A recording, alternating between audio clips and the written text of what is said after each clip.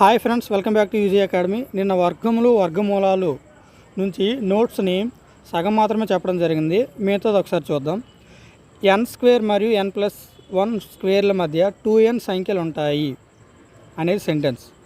అయితే చూద్దాం, ఎగ్జాంపుల్ మనం చేయొచ్చు. ఇప్పుడు 4 స్క్వేర్ మరియు 5 స్క్వేర్ల మధ్య ఎన్ని సంఖ్యలు ఉంటాయి అంటే, ఇక్కడ 2n అన్నాడు కాబట్టి 2 ఇంటూ n ఇక్కడ 4 అవుతుంది. 2 ఇంటూ 4 8 సంఖ్యలు ఉంటాయి. అది ఏమన్నది ఇక్కడ చూద్దాం. 16కి 25కి 4 స్క్వేర్ అంటే 16, 5 స్క్వేర్ అంటే 25 మధ్యలో మీరు చూసుకుంటే 8 నెంబర్సే ఉన్నాయి. సరిపోయింది. నెక్స్ట్ చూద్దాం. మొదటి n బేసి సహజ సంఖ్యల మొత్తం ఏమవుతుందంటే n స్క్వేర్ అవుతుంది. మొదటి n బేస్ సహజ సంఖ్యల మొత్తం చూడండి. బేస్ సంఖ్యలు 1 + 3 ఏమవుతుందంటే 4 అంటే 2 స్క్వేర్. 1 + 3 + 5 9 అంటే మొత్తం 3 సంఖ్యలు కాబట్టి 3 స్క్వేర్. 1 + 3 + 5 + 7 = 16 అవుతుంది. మొత్తం 4 సంఖ్యలు కాబట్టి 4 స్క్వేర్. ఇలా అన్నమాట, ఇలా అవుతుంది. నెక్స్ట్, ఏదైనా బేసి సంఖ్య యొక్క వర్గాన్ని 2 వరుస ధనపూర్ణ సంఖ్యల మొత్తంగా రాయవచ్చు. అది ఎలా అంటే చూడండి. 3 స్క్వేర్ అంటే 9, 9 మనం 4 + 5. 5 స్క్వేర్ అంటే 25, 25 మనం 12 + 13.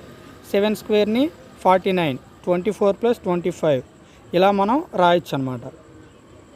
ఇది ఎలా అంటే ఇప్పుడు 7 స్క్వేర్ = 49 ఉంది కదా, 49ని బై 2 చేస్తే మనకేమొస్తుందంటే 24.5 ఇలా వస్తుంది. అంటే 24, 25 అవుతుందని మనం అర్థం చేసుకోవచ్చు. నెక్స్ట్, 2 వరుస సరి లేదా బేసి సహజ సంఖ్యల లబ్ధము చూద్దాం. 11 × 13 దీన్ని ఎలా రాయొచ్చు అంటే 12 - 1 12 + 1 అంటే 12 స్క్వేర్ - 1 ఈ రూపంలో, అంటే a స్క్వేర్ - b స్క్వేర్ రూపంలో రాయొచ్చు అనమాట. a + b × a - b అన్నట్లు అది అలా ఉంటుంది. నెక్స్ట్, 1 స్క్వేర్ అంటే 1, 11 స్క్వేర్ అంటే 121, 121.